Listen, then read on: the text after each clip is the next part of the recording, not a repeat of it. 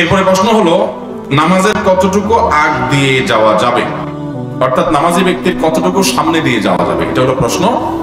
খুব দরকারি একটা প্রশ্ন। নবী করিম সাল্লাল্লাহু আলাইহি সাল্লাম বলেছেন, সালাত আদায়কারী ব্যক্তির সামনে দিয়ে হাঁটাটা যে কত জঘন্য অপরাধ, এটা যদি জানতো যে হাঁটে সে, তাহলে সে 40 পর্যন্ত অপেক্ষা করতো, তারপরও সালাত আদায়কারী ব্যক্তির সামনে দিয়ে ক্রস করতো না, অতিক্রম করে যেত না।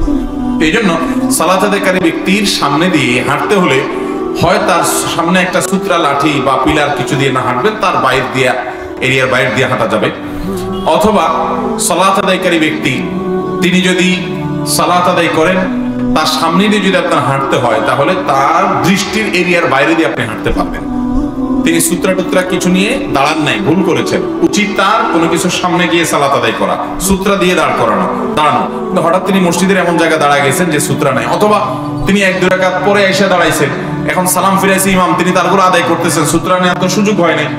অতএব এরকম অবস্থায় তার সামনে দিয়ে আপনি হাঁটা চলা করা দরকার, আপনার জরুরি ভিত্তিতে ক্রস করে আরেক পাশে যাওয়া দরকার। যদি এরকম হয়, তাহলে সেক্ষেত্রে যিনি সালাত আদায় করছেন তার দৃষ্টি, সাধারণত একটা মানুষ নামাজের সময় তার চোখ কতটুকু যায়, এক কাতার পরে আরো 1-2 কাতার, তো এর বাইরের এরিয়া দিয়ে আপনি হাঁটা চলা করতে পারবেন, যাতে করে তার ডিস্টার্ব না হয়। কারণ এখানে হাঁটাটা নিষিদ্ধ এই জন্য যে সালাত আদায়কারী ব্যক্তির মনোযোগ নষ্ট হবে।